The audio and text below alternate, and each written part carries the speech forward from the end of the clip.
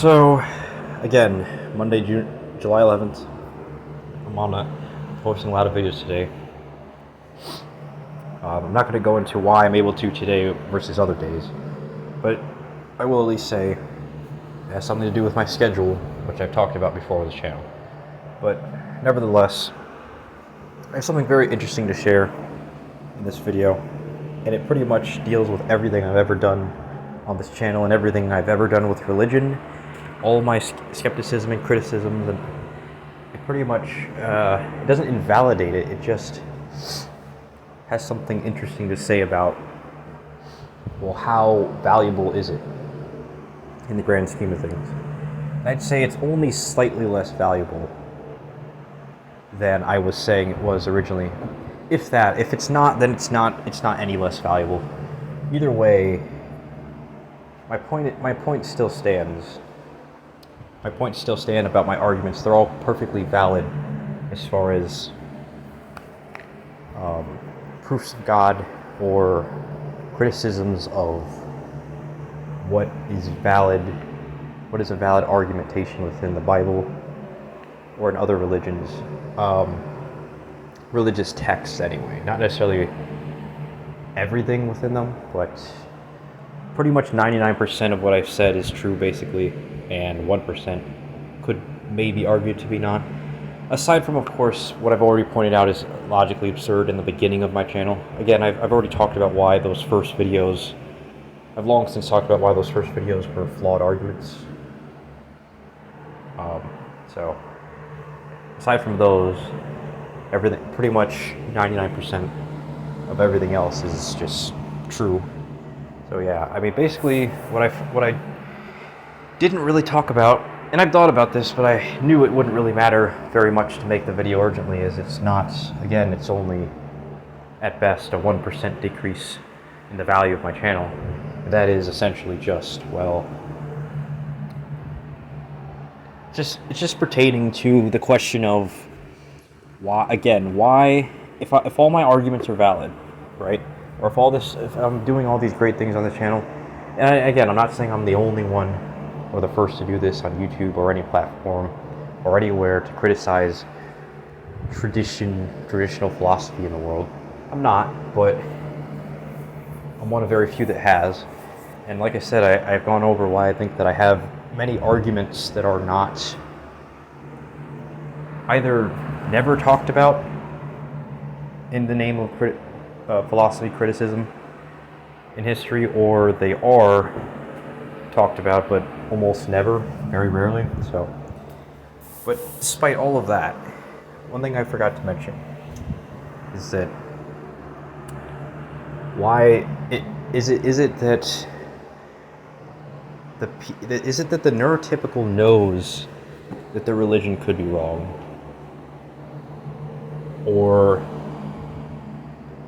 and they just don't want to improve their brains so that they can actually get better at religion? Or is it something else? Or is it that they actually never really realized it? I started to question that. I think that at least at times they actually do know their religion is wrong or could be wrong, and they just simply choose not to put in the work on their brain using memory techniques, etc., which I talked about, to actually get better at religion. And this isn't to say that what people do with their highly superior religious arguments. It's not to say that these things I've talked about on this channel that are really great arguments in the name of philosophy, it's not to say that they're valid. It's just to say that the critics of them know that they could probably know that they are valid, but they just don't want to.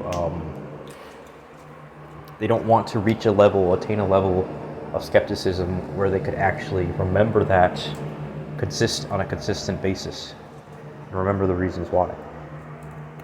Because they just don't think it's necessary because they're just pretty much accepting defeat to me and people like me in this regard, because they realize that even if they do lose in this regard, it's not what they look for to feel satisfied in life, and that's okay.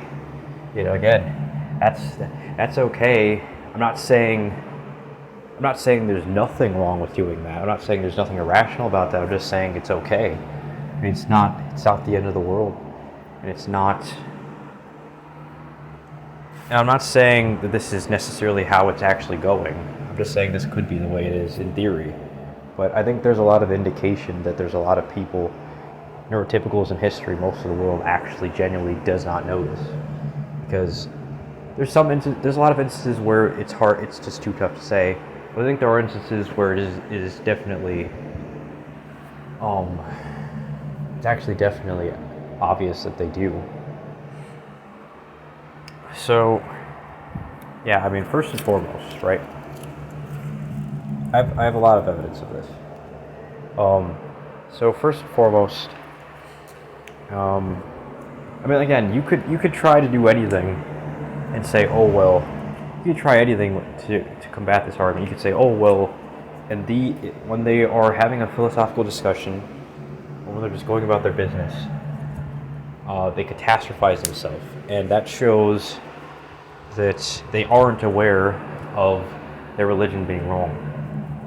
Ever. They're never aware under any circumstances. Well, I just don't think that's necessarily true. I think it's that they're very well aware of it. They just accept it.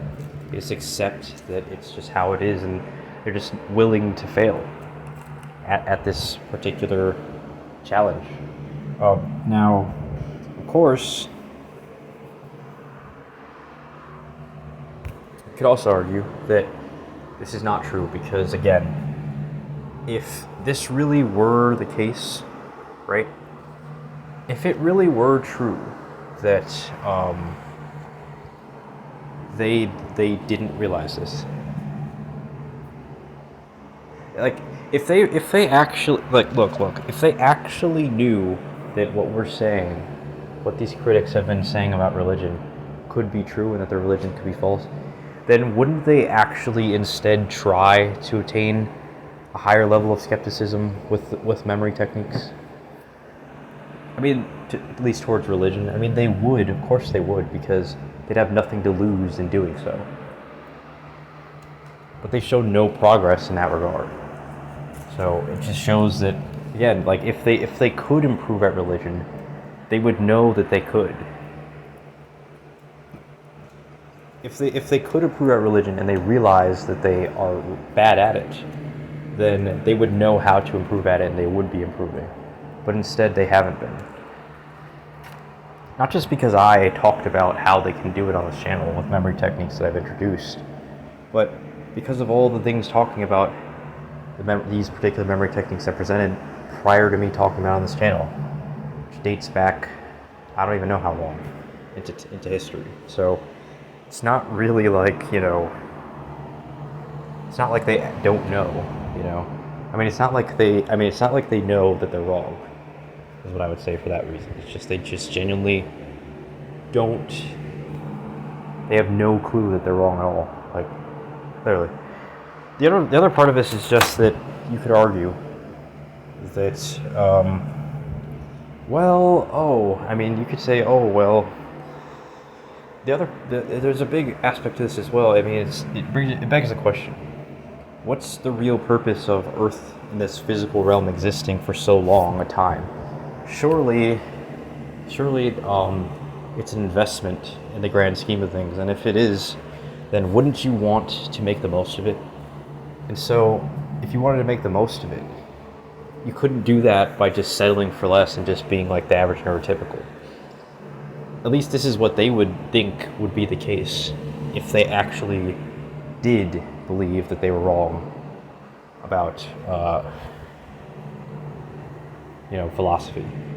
If they actually didn't realize they were wrong about philosophy, they'd pick up on this as an aspect of philosophy, which says that you can't make the most of your existence unless you make the most of your time on Earth. Therefore, and the only way to do that is to actually,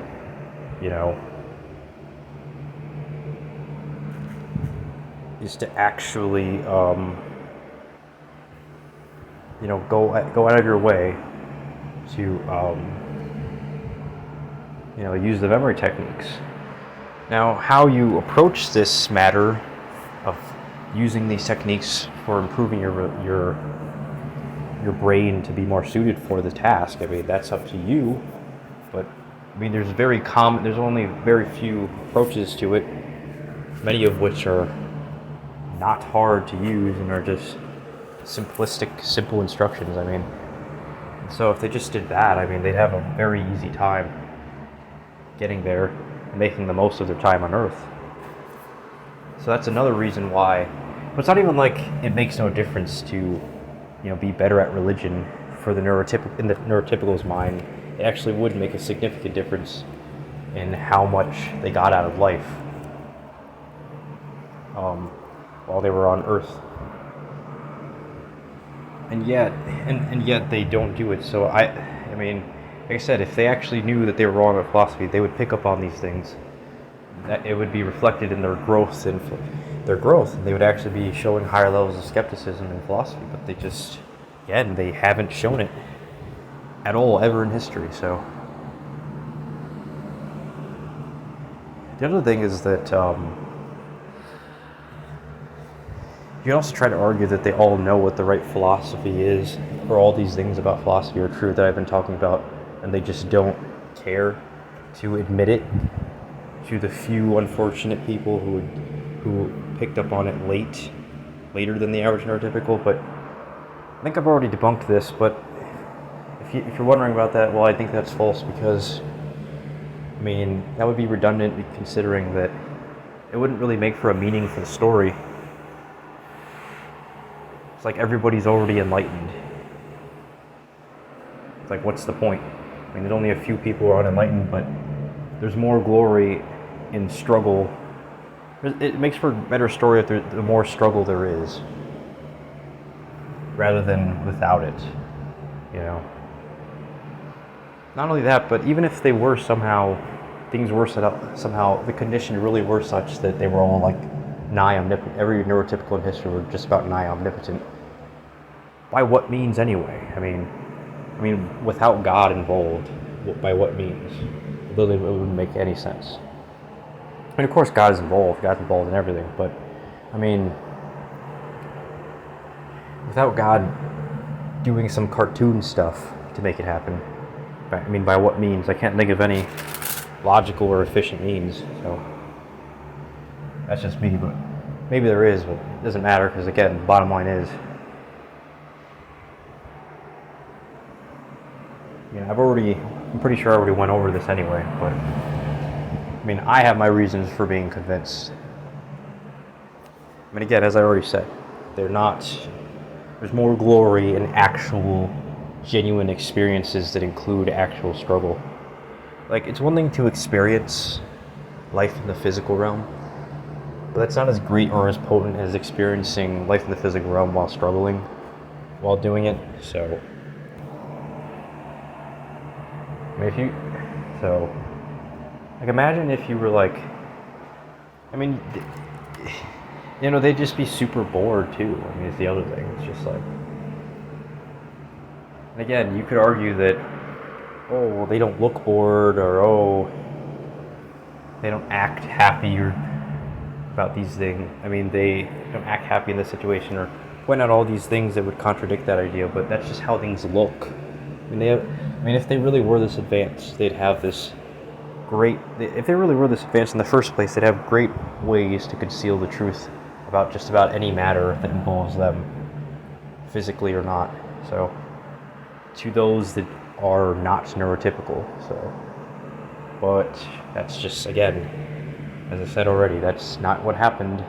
That would not happen again, because there's just less glory in that overall for the story. So all that leads to question is, has the neurotypical in history actually known that they're wrong about religion and philosophy? And again, the answer is no. I mean, if they did know, they'd all independently keep it a secret from everybody else. It'd be part of their personal life, and they would improve at it. If you catch my drift. I mean, sure, they would improve at it with memory techniques.